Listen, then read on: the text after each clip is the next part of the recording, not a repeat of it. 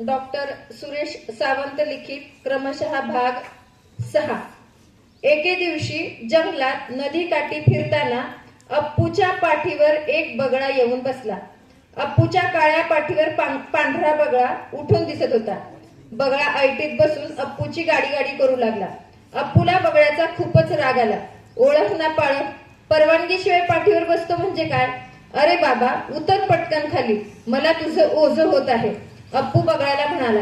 असं रे काय करतोस अप्पू? माझा जीव तो केवढा, इवला इवला, तू किती मोठा पैलवान, काहीही थाप मारतोस, तुला माझी ओझी कुठले व्हायला?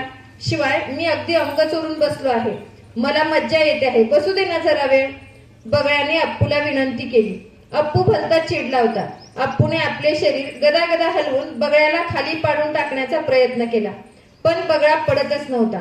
तो तोल सांभाळून अप्पूच्या पाठीवर मस्त बसला होता। अप्पूने त्याला शेपटीने उडवण्याचा प्रयत्न केला, तरी बगळा उडेना, चिकट कुठला, सांगितले तर ऐकत नाही। नदीकाठी बगळे, गाय, म्हैस, बैल अशा सगळ्या प्राण्यांच्या पाठीवर बसतात। एका जागेवरून दुसऱ्या जागी फुकट प्रवास करतात, अगदी विना तिकीट। हत्तीच्या पाठीवरही बसतात, पण हत्तींना त्याचे काहीच वाटत नाही। बगळ्याच्या नखांनी अप्पूची पाठ हुळहुळत होती, त्याला गुदगुल्या होत होत्या, कारण कोणाला पाठीवर बसून पाळी पाळी करायची अप्पूला सवयच नव्हती, त्यामुळे तो अस्वस्थ झाला होता। बगळ्या, तुला शेवटचं सांगतोय, मला गुदगुल्या होत आहेत, पटकन उडून जा, नाहीतर मी तुझ्यासहित चिखलात लोळेन, मग बसशील फसून। अप्पूने बगळ्याला धमकीच दिली। चिखलाच्या भीतीने बगळा घाबरला आणि करॉक करॉक करत भुर्र उडाला। उडता उडता बगळा अप्पूला चिडवू लागला। चिडका बिब्बा, मी चिडलो नाही काही, अप्पू हळूच म्हणाला आणि आई बाबांच्या बाजूला जाऊन लपला। पावसाळ्यात जंगलात निसरड्या जागा तयार होतात। डोंगर उतारावर अशीच एक निसरडी जागा तयार झाली होती। इतर सर्व हत्ती अनुभवामुळे जपून चालत होते, कारण त्यांना घसरून पडायची भीती होती। एकदा घसरून पडल्यावर पुन्हा उठून उभा राहायची पंचायत। पावसाळ्यात नदीकाठी उतारावरून चालताना अप्पू अगदी सहज पाय घसरून पडला, जमिनीवर पसरलाच। सुरुवातीला गोंधळला, घाबरला, आपली फजिती कुणी पाहिली तर नाही ना म्हणून त्याने इकडे तिकडे पाहिले, कोणीच पाहिले नाही म्हणून त्याला हायसे वाटले। पुढे पुढे अप्पूला घसरण्याची मजा येऊ लागली, सहज पडलं आणि दंडवट घडलं, अशी त्याची अवस्था झाली होती। तो पुन्हा पुन्हा उंचावर जाऊ लागला आणि मुद्दाम घसरत खाली येऊ लागला। चांगल्या वाटेने चढून वर जायचा आणि निसरड्या वाटेने घसरत खाली यायचा। पुढचे 2 पाय पुढे आणि मागचे 2 पाय मागे। पावसात भिजून मऊ लुसलुशीत चिखल तयार झाल्यामुळे काही खरचटायची भीती नव्हती। अप्पू सोबत कप्पू, चप्पू, टप्पू, गप्पू सारेच या खेळात सामील झाले। अप्पू, चप्पू, कप्पू, टप्पू आणि गप्पूचा घसरगुंडीचा खेळ फारच रंगात आला। किती वेळापासून खेळतो आहोत हे त्यांच्या लक्षातच आले नाही। त्यांच्या लक्षात आले तेव्हा त्यांचे आई वडील खूप दूर गेले होते। छोटी छोटी पिलं पाहून वाघानं हल्ला केला तर सगळेच घाबरले आणि दुडकत दुडकत कळपाकडे पळाले। सोंडेने कुरवाळत टप्पूची आई म्हणाली, बाळांनो, खेळ खेळताना वेळेचं भान ठेवा, बरं असतं, नाहीतर अडचणीत याला एक दिवस। कान मोठे मोठे असूनही कोणालाही काहीच ऐकू आले नाही। रात्री अप्पूला झोप लागत नव्हती, तो सारखा खणत होता। आईला म्हणाला, आई, मला अंगाई गीत म्हणत थोपटात झोपवावं।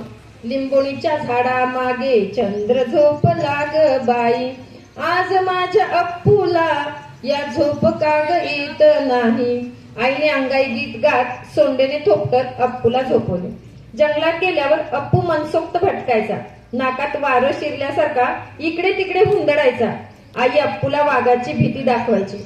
अप्पू म्हणायचा, आई, मी शूरवीर आहे, मी वाघाला भीत नाही आणि सिंहालाही भीत नाही।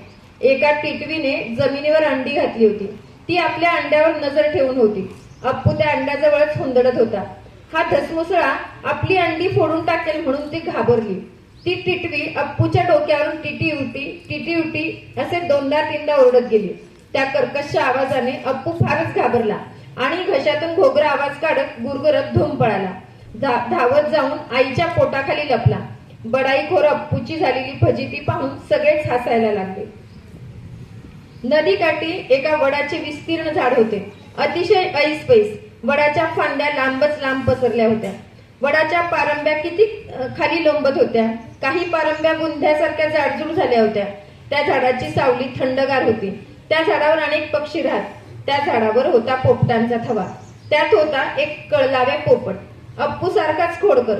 त्याचं नाव होतं मिठू. बोलायचा विठू विठू, पण कोणाचीही कुरापत काढायचा.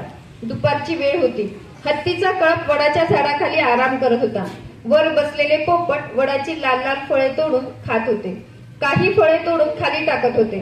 झाडाखाली लालबुंद फळांचा सडाच पडला होता.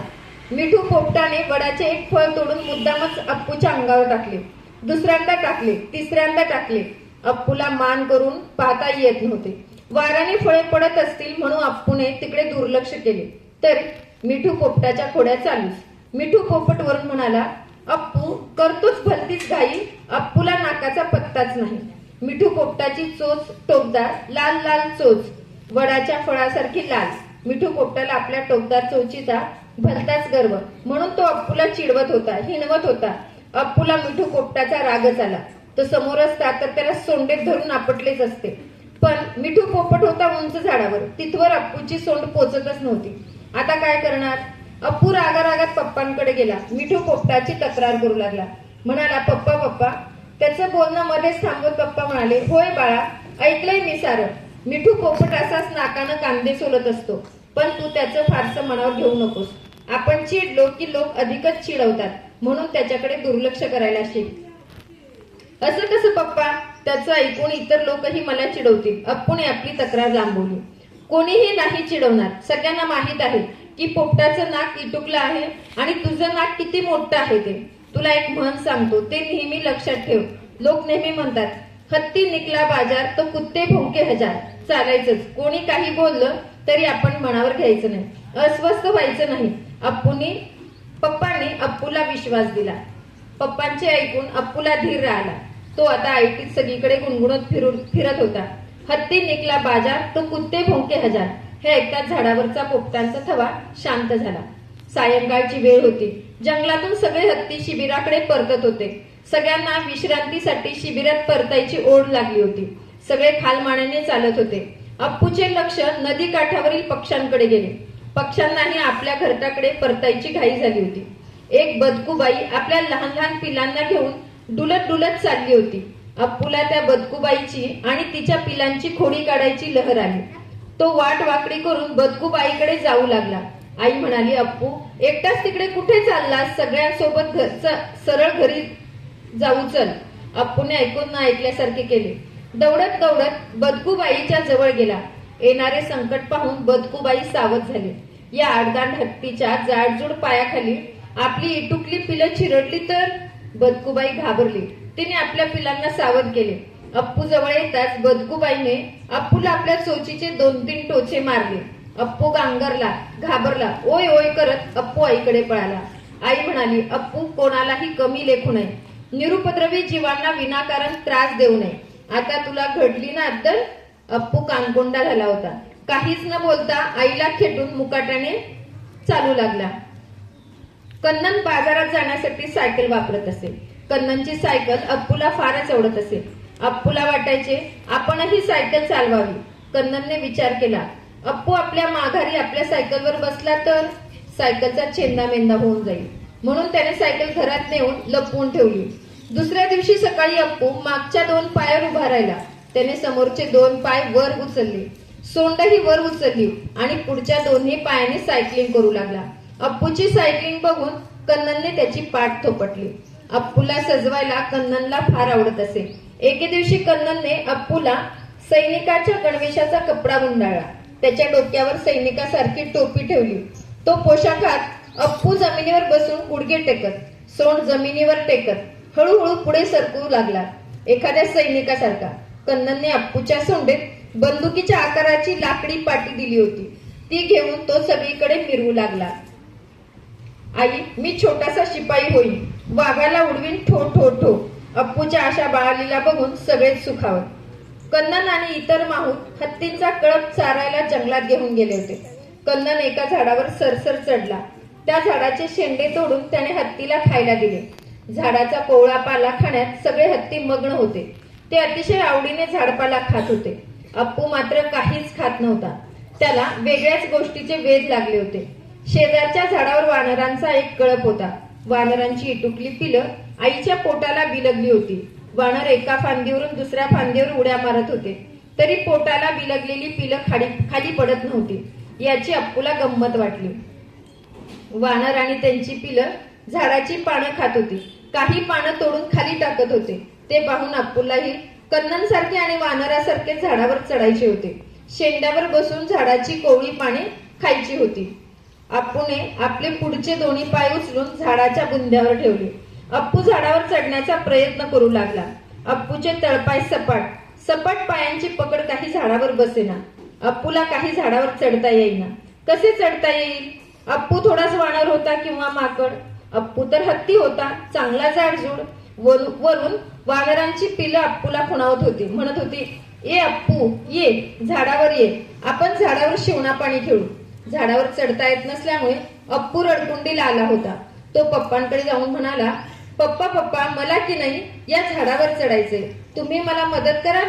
पप्पा म्हणाले, अप्पू वेडा की खुळा रे तू, तुला झाडावर कसे चढता येईल? कन्नन कसा चढला मग? वानरांची पिलं तरी इटुकली पिटुकली आहेत, ती कशी झाडावर चढली मग? त्यांच्यासारखाच मीही चढेन. अप्पूने आपला हट्ट सोडला नाही. माणूस हा माणूस असतो, वानर ही वानर असतात, हत्ती हे हत्ती असतात, एकासारखे दुसरे नसतात. पप्पांनी समजावण्याचा खूप प्रयत्न केला, पण ते अप्पूच्या डोक्यात शिरले नाही. तो दान पाय आपटत रुसून नदीकडे निघून गेला. धन्यवाद.